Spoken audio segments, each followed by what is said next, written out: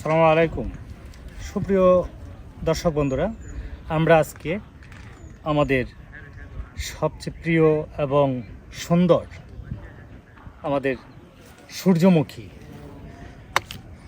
যে সূর্যমুখীর ফুল দেখলেই আমাদের প্রাণ আনচান করে ওঠে, আমাদের সেই সৌন্দর্যের সাথে, প্রকৃতির সৌন্দর্যের সাথে একটি ছবি ওঠানোর জন্য আমাদের কৃষক মাহমুদুল ভাই উনি সূর্যমুখীর চাষ করেছেন।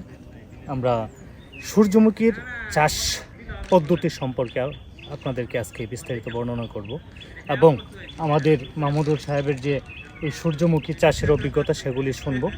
আশা করি সে পর্যন্ত ধৈর্য ধরে আমাদের সাথে থাকবেন। যাই হোক বন্ধুরা, আমরা প্রথমেই মাহমুদুল সাহেব, আপনি যে সূর্যমুখী ক্ষেত করছেন আপনার কাছে কেমন লাগে? আলহামদুলিল্লাহ, অনেক ভালো লাগছে। অনেক ভালো লাগছে না? অনেক মানুষ চাইছিলাম না, প্রথম করতে চাইছিলাম না, তখন আমার কৃষি অফিসার মানে চপ্পল স্যার আমার মানে উটো করছে আর কি, ওই আশা দিছে যে ভালো হইব, এই মানে অনেক দিক নির্দেশনাগুলো আর কি দেখাইলো যে এটা ভালো হইব। তখন আমি আশাবাদে কিন্তু এইগুলা করছি। যাই হোক, কৃষি অফিসারের পরামর্শ হলো আমি ভাবছিলাম এটাতে আমার ক্ষতি হইব, লাভ হবে না। অন দেখতেছি যে আমার এমন ভালো লাগছে ফুল করিয়া মন হই বইরে গেছে। আল্লাহ, প্রতিদিন বিকালে আপনার প্রচুর মানুষ আসে না? প্রচুর এখানে এসে মেয়েরা শাড়ি বদলাইতেছে, আবার ছেলেরা মোটরসাইকেল। যাই হোক বন্ধুরা, আমরা মূল কথায় ফিরে যাচ্ছি যে সূর্যমুখী মূলত রবি মৌসুমের একটি ফসল, যা দোআঁশ থেকে ভেলে দোআঁশ মাটিতে অনেক ভালো হয় এবং নিষ্কাশনযুক্ত জমি আমাদের সূর্যমুখী চাষের জন্য প্রয়োজন। আমরা এই সূর্যমুখী চাষের জন্য আমরা আপনাদেরকে প্রথমে একটি ভালো জাতের বীজ এবং মাটিকে প্রস্তুত করে নিতে হবে।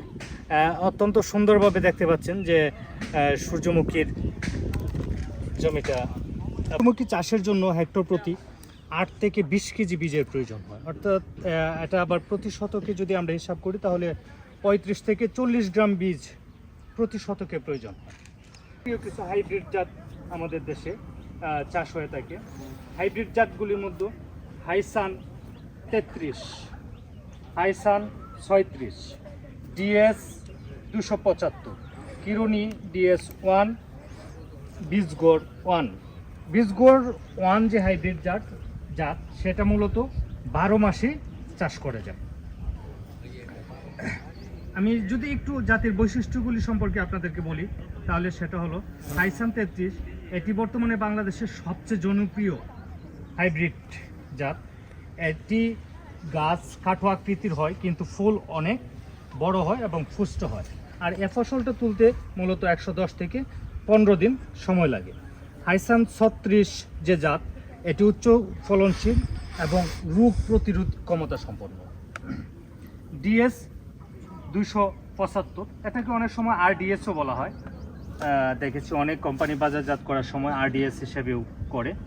এটা খরাপ্রবণ এলাকায় অনেক ভালো ফলন দেয়। কিরণী DS1 যেটা, এটি একটি প্রথম দিকের জনপ্রিয় জাত। বীজগড় 1 আমি পূর্বেই বলেছি এটি 12 মাসি জাত। সূর্যমুখীতে আমাদের যেসব পোকা বা রোগ হয় সেগুলো হলো মূলত পোকাগুলোর মধ্যে জেসিড, বিছা পোকা, মিলিবাগ, পাতা সুরঙ্গকারী পোকা ও ফ্লি বিটল উল্লেখযোগ্য। রোগগুলোর মধ্যে পাতা জলসানো রোগ, গুড়া পচা রোগ, ডাউনি মিল্ডু। এছাড়াও সূর্যমুখী ক্ষেতে মাঝে মাঝে পাখির অনেক উপদ্রব হয়। আর সূর্যমুখী ক্ষেতে বিশেষ করে মৌমাছির আনাগোনা অনেক বেশি পরিলক্ষিত হয়। আমরা আবারও আমাদের যে কৃষক ভাই যিনি কষ্ট করে এই জমিটা আবাদ করেছেন, আবারও আমরা তার সাথে কথা বলবো। মাহমুদুল সাহেব, আপনি তো অনেক পরিশ্রম করছেন এই জমিতে, না? আপনি খুশিও ফসল পেয়ে, তাই না? পরবর্তী বছর কি আপনি চান যে এই ফসলটা আরো বৃদ্ধি পাক, আরো করবেন? আমি ইনশাআল্লাহ নিয়ত করেছি সামনে আরো বাড়ায় করব। এই বছর যতটুকু করছেন তারও আরো বেশি করে করবেন, না? যাই হোক, এটার বাজার মূল্য মানে আমাদের সচরাচর গ্রামের বাজারে সূর্যমুখী বীজ খুব একটা চলে না, তাই না? সূর্যমুখীর বহুবিধ ব্যবহার আছে। আমাদের বিভিন্ন তৈল জাতীয় খাদ্য তৈরি ছাড়াও বিভিন্ন ধরনের খাদ্য প্রক্রিয়াজাতকরণ করতে এই সূর্যমুখীর প্রয়োজন হয়। আমাদের গোখাদ্যেও প্রয়োজন হয়। এই সূর্যমুখীর যে গাছ সেটাকে আমরা এই ফল সূর্যমুখীর ফসলটা উত্তোলনের পর আমরা জ্বালানি হিসেবে ব্যবহার করা যায়, জি, জি। ঠিক না? জি, গ্রামে লাকড়ি হিসাবে আমাদের চলে। লাকড়ি হিসেবে চলে। যাই হোক, ধন্যবাদ বন্ধুরা। আমরা এতক্ষণ আপনাদের সাথে এই সূর্যমুখীর চাষ নিয়ে বর্ণনা করার চেষ্টা করেছি। ধন্যবাদ এতক্ষণ আমাদের সাথে থাকার জন্য। পরবর্তীতে আরও নতুন কোনো বিষয়, নতুন কোনো অভিজ্ঞতা এবং নতুন কোনো আবাদ নিয়ে আপনাদের সাথে কথা বলবো।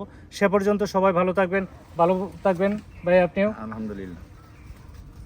সালামু আলাইকুম।